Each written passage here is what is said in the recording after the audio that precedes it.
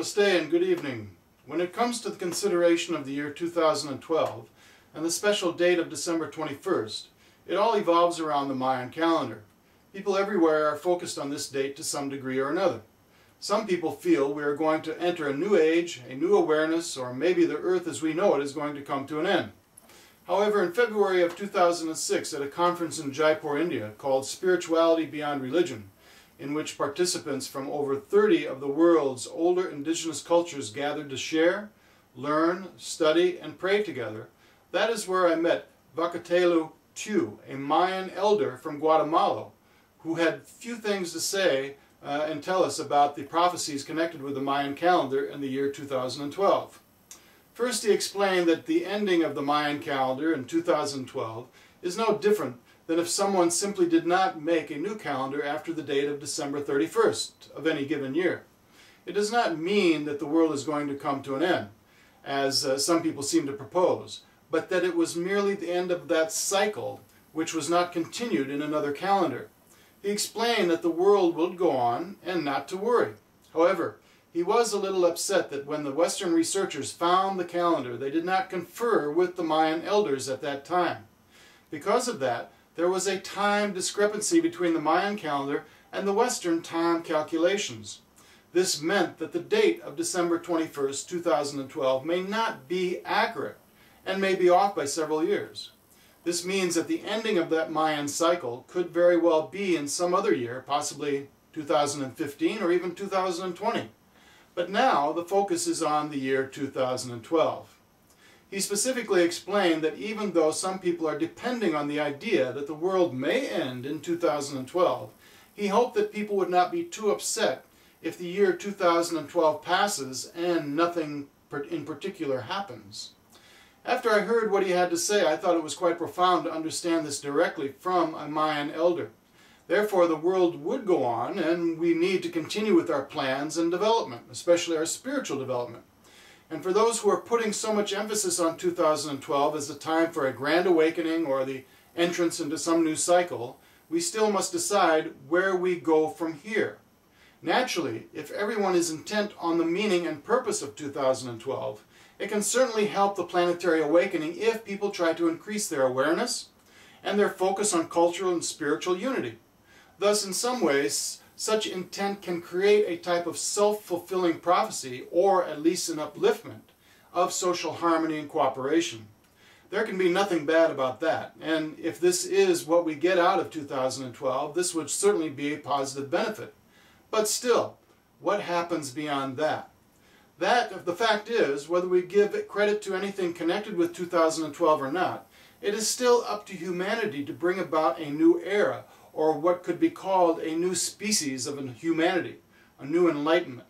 This new species, of course, will not be based on physical changes, but on the development of a new spiritual consciousness, and the goal of working toward the perfection of human life, both materially and spiritually.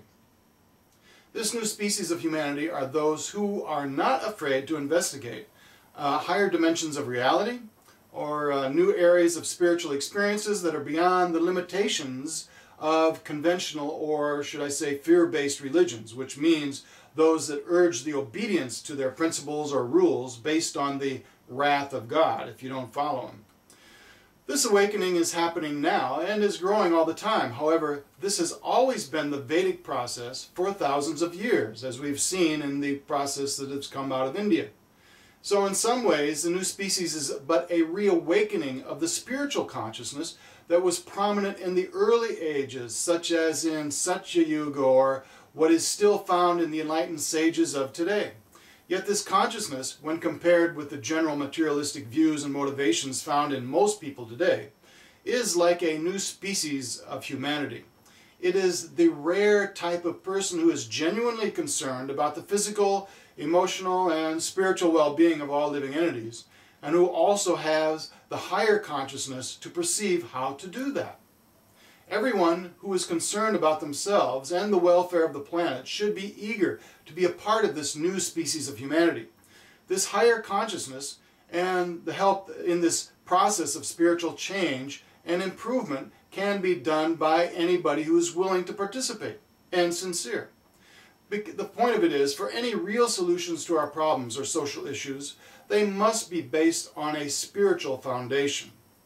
However, in the right consciousness, we can indeed make proper use of the things to live comfortably without enmity between each other and nature. And if a new species of such like-minded people act together in this way, it will have an extremely powerful effect on this planet. If, however, humankind insists on seeing each other on the basis of bodily and cultural differences, then their vision is no better than that of those cats and dogs who howl, bark, chase, and fight with one another. I mean, what is the difference? There is no excuse for humankind to remain on such a base level when they have the higher mental and intellectual faculties that they do, as long as they use them. They must rise above the animalistic platform by their spiritual progress. Only through this means will humankind reach a level of evolutionary development in which they can begin to see beyond bodily and cultural distinctions and religious differences and work together in spiritual harmony with themselves, with nature, and the supreme will. It is obvious to many that the forces of darkness are getting stronger as the years go by, especially in this age of Kali as it advances. Moral standards decrease while crime increases. Similarly, the forces of light are also getting stronger, and new levels of spiritual knowledge are also coming into this earthly plane, the likes of which we have not understood for thousands of years. The characteristics between the forces of light and darkness are also becoming more distinct. Therefore, the people of this earth will participate in this polarization and will be required to decide with which force they will participate, either the spiritual and progressive level or the descending and materialistic one. As this polarization increases, the future of the world becomes twofold. One aspect will be the obvious physical, climatic, geographic, and economic changes, which we can already see happening as well, and the other will be more spiritual changes. The physical, the social, and the geographic changes will not be viewed or experienced as so drastic by those who flow into the higher dimension, while planet Earth will display a more difficult life for those who remain absorbed in the lower materialistic and fearful level of consciousness. The Earth will accommodate both levels of dimension. It's not a problem. But the views of existence on Earth will be very different from each level. But which level we choose to enter depends on us. There will indeed be a higher and progressive energy shift as predicted in the Vedic scripture and so many other traditions, and it is already in progress. Remember, consciousness is not merely a state of mind, but also a vibrational level. The higher the consciousness, the higher your consciousness, the higher the frequency or vibratory level of energy in which that person perceives, understands, lives, and sends out to others. This is the opportunity that this golden age within this dark age of Kali Yuga provides for us, to whatever degree we develop it. Adjusting the level of our consciousness is also the way we can change the course of our future. We can decide for ourselves what level of consciousness we want to develop and in which we want to exist and participate. The higher the social consciousness is, the less severe the changes will be in society and throughout the planet, and the more harmonious things will be globally. In other words, there will be less need of severe earth changes for the cleansing or changing of the planet. Remember, the world only reflects the mass consciousness of the inhabitants. When the inhabitants work in harmony with nature, what is the need for nature to cause repercussions to our actions?